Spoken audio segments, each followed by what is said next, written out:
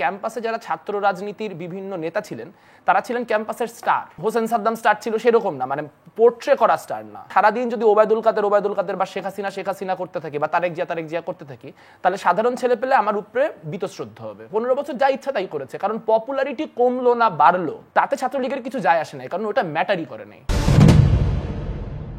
তাহলে সেটার জন্য কি দলীয় রাজনীতির খুব দরকার আছে? ছাত্র সংসদ কি তার জন্য যথেষ্ট নয়? আপনার কি মনে হয়? দলীয় রাজনীতির দরকার নেই সেই অর্থে পারছে যে এমন ভাবে দলীয় রাজনীতি থাকলেই হবে, কিন্তু আসলে দলীয় রাজনীতি নিষিদ্ধ করার বিষয়টা না, এটা খুবই ইন্টারেস্টিং। এটা আসলে কোনো অ্যাকচুয়াল সংকট সমাধান করে না। কেন বললাম কথাটা? যে ধরুন এখন একটা কথা হচ্ছে যে দলীয় এবং লেজুর ভিত্তিক ছাত্র রাজনীতি নিষিদ্ধ করতে হবে, অর্থাৎ কেউ কোনো রাজনৈতিক সংগঠনের ব্যানারে থাকবে না, ছাত্র সংসদ নির্বাচন হবে। এখন যদি ছাত্র সংসদ নির্বাচন হয় তাহলে ছাত্র সংসদ নির্বাচনে প্যানেল থাকবে। প্যানেলের গায়ে কিন্তু এমনিও ছাত্রলীগ, ছাত্রদল, ছাত্র ইউনিয়ন, ছাত্র শিবির লেখা থাকে না।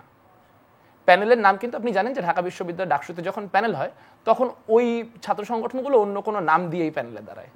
তো সেই তো আগের পোলারাইজেশনই হবে। আপনি হয়তো ছাত্রলীগকে নামে এক্সিস্ট করতে দিচ্ছেন, আপনি হয়তো ছাত্রদলকে নামে এক্সিস্ট করতে দিচ্ছেন না, কিন্তু যখন আপনি ডাকসুর একটা প্যানেল করবেন তখন তো আসলে ঘুরে ফিরে সেই লোকগুলোই কোনো না কোনো ফর্মে প্ল্যাটফর্ম দাঁড় করাবে। বরং তখন আর একটা মুশকিল আছে, এই মুহূর্তে যেহেতু আমি ঢাকা বিশ্ববিদ্যালয় ছাত্র ইউনিয়নের সভাপতি, ছাত্র ইউনিয়নের নামে যদি কোনো একটা কাজ করা হয় আমাকে অ্যাকাউন্টেবল করার সুযোগ আছে।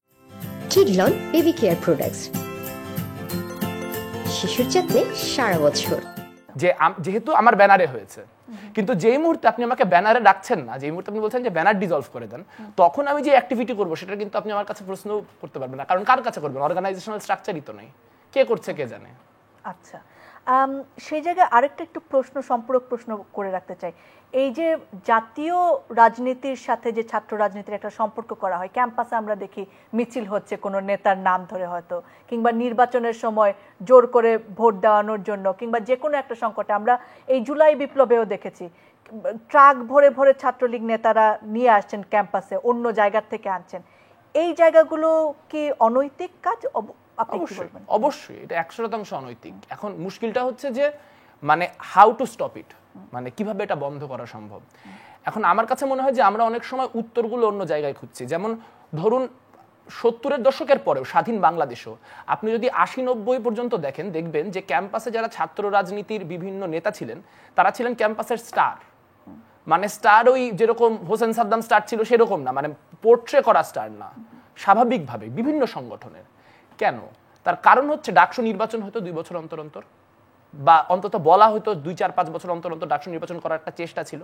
এবার আপনি মনে করেন একজন ছাত্র নেতা, আপনি আপনার দলের কাজই করতেছেন, আপনি ছাত্রলীগ বা ছাত্র দল করেন, আপনি আপনার নেতা নেত্রীর কথাই শুনতে চান, কিন্তু আপনার যদি একটা ইনসেন্টিভ থাকে যে 6 মাস পরে আমার একটা ভোটে দাঁড়াইতে হবে, তখন ওই যে আমি সারাদিন যদি ওবায়দুল কাদের বা শেখ হাসিনা করতে থাকি বা তারেক জিয়া করতে থাকি, তাহলে সাধারণ ছেলে পেলে আমার উপরে বীতশ্রদ্ধ হবে, তারা আমাকে আর ভোটটা দিতে যাবে না।